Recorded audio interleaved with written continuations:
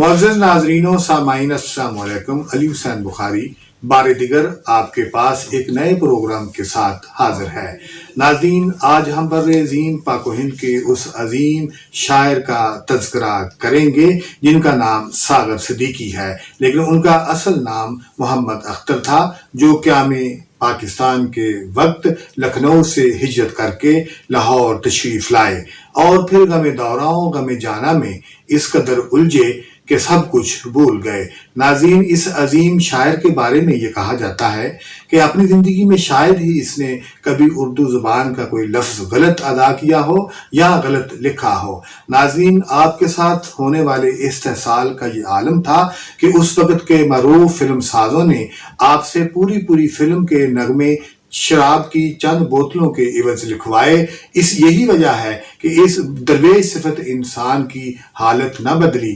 آخرکار لاہور کے تنگ و تاریک گلی کوچوں میں آپ نے اپنی زندگی کے آخری ایام گزارے۔ ہے دعا یاد مگر حرف دعا یاد نہیں، میرے نغمات کو انداز نوا یاد نہیں، میں نے پلکوں سے درے یار پہ دستک دی ہے، میں وہ سائل ہوں جسے کوئی صدا یاد نہیں، کیسے بر آئیں سرے شام کسی کی آنکھیں، کیسے تھر آئی چراغوں کی ضیا یاد نہیں، ہم نے جن کے لیے راہوں میں بچھایا تھا لہو، ہم سے وہی کہتے ہیں کہ عہد وفا یاد نہیں، صرف دھندلے ستاروں کی چمک دیکھی ہے، پھر کون ہوا کب ہوا کس سے خفا یاد نہیں،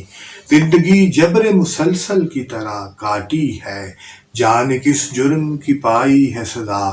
یاد نہیں، آؤ ایک سجدہ کریں عالم مدہوشی میں، لوگ کہتے ہیں کہ ساغر کو خدا یاد نہیں۔ ناظرین، اسی کے ساتھ آج کا پروگرام جس میں ہم نے آپ کے ساتھ عظیم شاعر ساغر صدیقی کا تذکرہ کیا اختتام پذیر ہوا۔ اگر آج کا پروگرام آپ کو پسند آئے تو ہمارے چینل کو ضرور سبسکرائب کریں اور بیل آئیکن کے بٹن کو بھی دبا دیں تاکہ مزید ایسے ہی پروگرام آپ تک آسانی سے پہنچتے رہیں۔ خدا حافظ۔